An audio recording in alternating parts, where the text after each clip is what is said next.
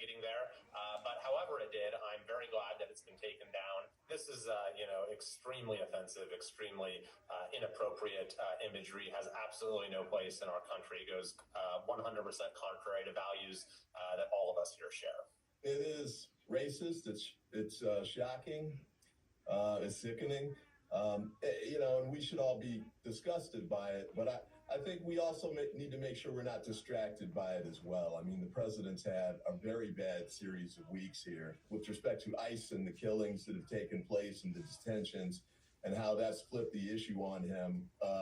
They're now way underwater. I think the 65 to 70% of Americans disapprove of the way he's handling that situation.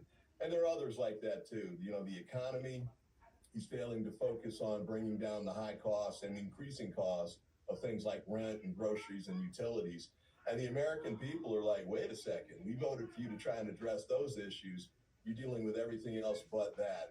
And we don't even have to bring up the Epstein files, right? So, there's a lot going on that's bad for the Trump White House. And frequently these types of things pop up when things are, at a low. But I think he's going to continue to go low, and I think they're going to continue to get worse for him. I think the public's tiring of this.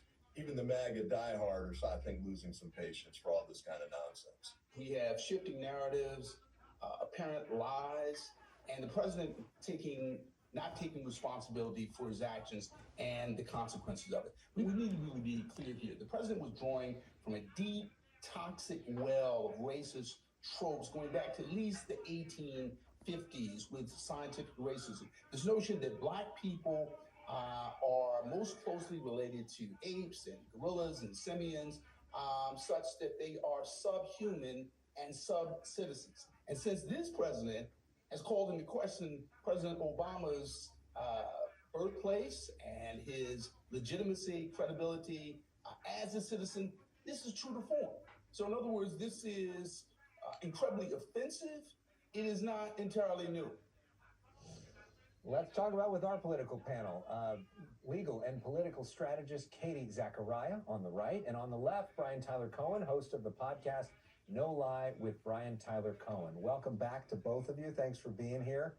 All right, Katie, is it racist for the President of the United States to put out an image of the former President of the United States and the former First Lady as an ape? President Trump made it very clear. He put out a video on the Georgia fraud.